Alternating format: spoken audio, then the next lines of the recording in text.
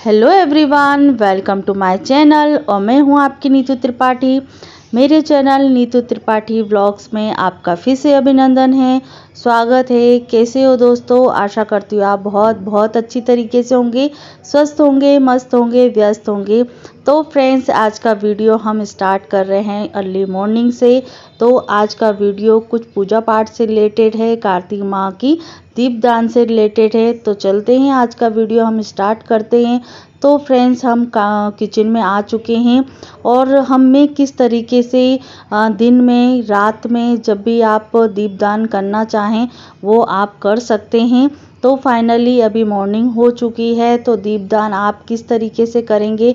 तो यहाँ हमने ले लिए हैं आटे, और आटा हमने थोड़ी सी हल्दी मिला ली है, क्योंकि नॉर्मली बोला जाता है कि कोई भी पूजा पाठ से रिलेटेड आप कोई सामान बनाते हैं या दिया बनाते हैं या अक्षत रखते हैं तो फीके चीज़ें नहीं रखा जाता, उसमें हल्दी का कुछ अंश डाला जाता है और ये पूजा पाठ से रिलेटेड हो जाती है और पूजा से संबंधित हो जाती है, क्योंकि हल्दी का महत्व बहुत ज़्यादा पूजा पाठ में होता है, तो वो आपको भी पता होगा। तो फाइनली यहाँ अभी मॉर्निंग हो चुकी है और यहाँ मैं आटा थोड़ा सा जो है उसमें हल्दी मिला के गूंद लिया है और धीरे धीरे से मैं बना रही हूँ अब आटे के दिए, और बहुत अच्छे लगते हैं। और यदि आपके पास दिए नहीं हैं तो आप रेडीमेड दिए ले सकते हैं, और नहीं हैं तो आप घर में ही दिए जो सात्विक तरीके से होते हैं वो आटे से बना सकते हैं, और शुद्धिकरण होता है आटे से। और नॉर्मली आप मार्केट से लेके आते हैं रेडीमेड दिए, तो उनको धो के साफ़ करके आप यूज़ कर सकते हैं दीपदान के लिए। और वैसे भी बोला जाता है जब हम दीपदान करते हैं तो उन्हीं दियों को यूज़ नहीं किया जाता, इसीलिए हम रोज़ नए नए दिए नहीं लेके आ सकते हैं। तो आटे के जो दिए होते हैं वो बेस्ट होते हैं और खर्चे का भी थोड़ा सा कम ही होता है। और दीपदान तो ये है कि हमारी उसमें श्रद्धा और भावनाएं जुड़ी हुई रहती हैं। तो यहाँ देखिए हम कर रहे हैं पूजा, जो मॉर्निंग की पूजा है। और यहाँ हमने प्लेट में जो दिए हैं, जो आप बोल सकते हैं 5 दिए या 7 दिए, 11 दिए, जितनी भी आप दियों को दीपदान करना चाहें उतने आप कर सकते हैं। तो यहाँ थाली में मैंने 7 के करीब दिए रख लिए हैं और अब करेंगे हम दीपदान। तो सबसे पहले हम घर की पूजा कर लेते हैं और मेन द्वार पे भी एक दिया रख लेते हैं, क्योंकि महालक्ष्मी जी का आगमन भी कहा जाता है कि भर मुहूर्त में आपका जो मेन डोर रहता है वहाँ दीपक जला हुआ दिखाई देता है, तो महालक्ष्मी हमारे घर में ज़रूर विराजमान होती हैं और बस ऐसी सुख शांति हमारे घर में विराजमान रहती है। और दीपदान करने से बहुत महत्वपूर्ण जो हैं श्रद्धा भावनाएं जुड़ी हुई होती हैं। दीपदान करने से मतलब श्रद्धा तो बढ़ती है, भावना बढ़ती हैं, और पूजा पाठ से रिलेटेड भी हमें जो भावना है वो बढ़ती चली जाती हैं। क्योंकि पूजा पाठ में बोलते हैं कि किसी का भला करना है या किसी का मतलब बढ़ोतरी करना है, और ऐसे ही दीपक की तरह हमारे घर में, हमारे कारोबार में, हमारी जॉब में ऐसे ही दीपक की तरह उज्जवल होता रहे, यही कामना करते हुए हम दीपदान करेंगे।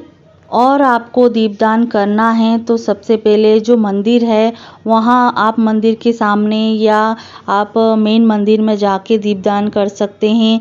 नदी तालाबों में जो नदियाँ बहती हैं, तालाब होते हैं मंदिर के सामने, तो वहाँ आप दीपदान कर सकते हैं। और यदि हम मुहूर्त में, जैसे ब्रह्म मुहूर्त में या शाम के टाइम पर हम बाहर नहीं जा पाते हैं, तो शास्त्रों में ये भी कहा गया है कि आप घर में जो मंदिर है वहाँ भी आप दीपदान कर सकते हैं। यहाँ आप जो आंगन है वहाँ भी मंदिर होता है या तुलसा माता होती हैं, वहाँ भी आप दीपदान कर सकते हैं। तो दीपदान करने से पहले हमें दीपदान का स्थान करना पड़ता है, तो सबसे पहले उनको पूजा जाता है। तो यहाँ हमने 4 मतलब चौक हमने पूर लिए हैं और चारों उसमें हमने चावल अक्षत डाल दिए हैं, उनको हमने स्थान दे दिया है। और माता रानी से, भगवान जी से हम यही कामना करते हैं कि दीपक की तरह, दिए की तरह जैसे दिया जलता है वैसे ही हमारे जीवन में उजाला करते रहें और पूजा पाठ की भावनाएं हमारे अंदर जागृत कीजिए। और बस दीपदान करने से ये होता है कि जो अंधेरा होता है हमारे जीवन में, जो हमारी दिमाग में, दिल में और हमारी लाइफ में जो समस्याएं होती हैं उनका निवारण होता है। मेन उपलक्ष्य यही होता है कि कार्तिक माह में आपको तुलसा माता की पूजा करनी होती है और तुलसा माता के सामने आपको पूजा करना होता है और दीपदान करना होता है। नदी तालाब में भी आप कर सकते हैं और ऐसा ज़रूरी नहीं है कि, और शास्त्रों में कहा गया है कि आप दिन में ही उठ के या ब्रह्म मुहूर्त में ही आप दीपदान कर सकते हैं, आप शाम को भी कर सकते हैं। मेन मतलब ये है कि आप अंधेरे में ही दीपदान करना ज़रूरी होता है। आप मतलब कहा जाता है कि जब सूरज उग चुका है और तब आप दीपदान करोगे, उजाले में उजाले का क्या महत्व रहता है, जब अंधेरे में हैं तब हम उसका दीप उज्जवल करते हैं या दीपदान करते हैं, तब उसकी महत्ता बढ़ जाती है। तो फाइनली हमने दीपदान कर लिया है और मॉर्निंग हो चुकी है, तो यहाँ हम बच्चों को दूध दे देते हैं। उसके बाद हम अपना जो मेन रूटीन काम है मॉर्निंग का वो करूँगी। तो अभी तो बच्चों का दूध देने का टाइम हो चुका है, तो चलते हैं बच्चों को दूध दे देते हैं।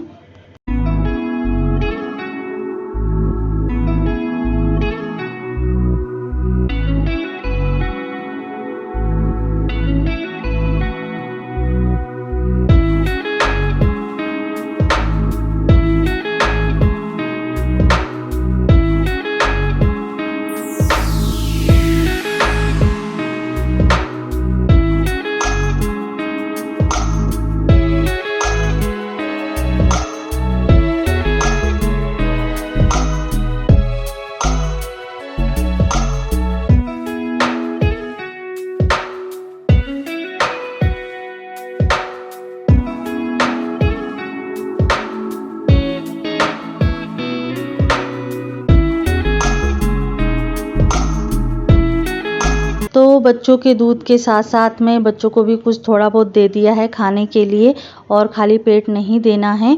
और कभी कभी बच्चों का मन कर जाता है दूध के साथ कुछ ना कुछ खाने का, और यहाँ साथ साथ में मैंने अपनी भी चाय और मम्मी के लिए भी चाय छान दी है। तो थोड़ी देर बैठ के आराम से चाय वाय पी लेंगे। और ये वीडियो थोड़ा सा लेट हो गया है, और कहते हैं कि जैसे बहुत लोग हैं कार्तिक माह स्टार्ट हो जाता है तो दीपदान स्टार्ट हो जाता है, और जैसे आप नहीं कर पाते हैं, कुछ समस्या हो जाती है या आपको टाइम नहीं है, तो आप कार्तिक माह में कभी एक दिन या एक ब्रह्म मुहूर्त में या शाम के टाइम पर जब दिया संध्या आरती होती है तो आप दीपदान कर सकते हैं। तो यहाँ मैंने उसी उपलक्ष्य में एक दिन के हिसाब से ही मैंने ब्रह्म मुहूर्त में दीपदान किया है।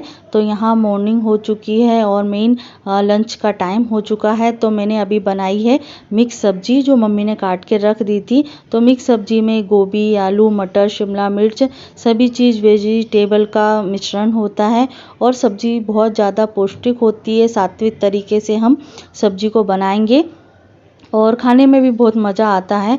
तो फाइनली आशा करती हूँ आपको ये वीडियो अच्छा लगा होगा, और किस तरीके से मैंने ब्रह्म मुहूर्त में दीपदान किया है। तो लाइक, शेयर, कमेंट ज़रूर कीजिएगा, और इससे रिलेटेड कोई भी समस्या या कोई क्वेश्चन होता है तो मुझे ज़रूर कमेंट बॉक्स में लिख के दे देना, तो मैं उसका भी जवाब दे दूँगी। जितना मेरे पास नॉलेज और जितना मुझे बोल सकते हैं समझ है, उतना ही मैं मतलब लोगों को देखते हुए, कुछ वीडियो को देखते हुए मैं भी वीडियो देखकर कुछ ज्ञान अर्जित करने की कोशिश करती हूँ। ऐसे ही जो मेरे पास थोड़ा बहुत कुछ है वो भी मैं आपके साथ शेयर करती हूँ। कहते हैं कि ज्ञान जितना है उतना आप बांटोगे, अच्छा ज्ञान है तो वो आप जब बांटोगे तो वो बराबर मतलब बढ़ता ही चला जाता है।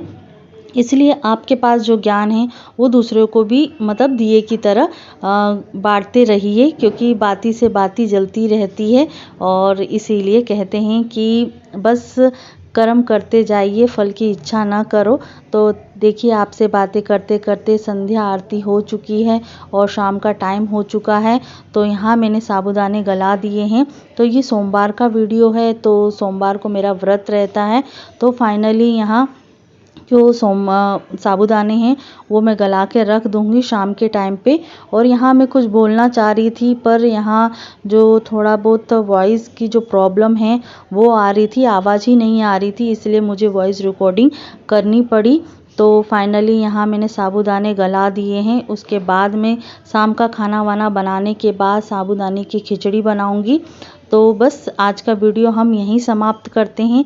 तो आशा करती हूँ आपको ये वीडियो अच्छा लगा हो, तो लाइक शेयर कमेंट ज़रूर कीजिएगा। तो अगले वीडियो में मिलते हैं नए वीडियो के साथ में।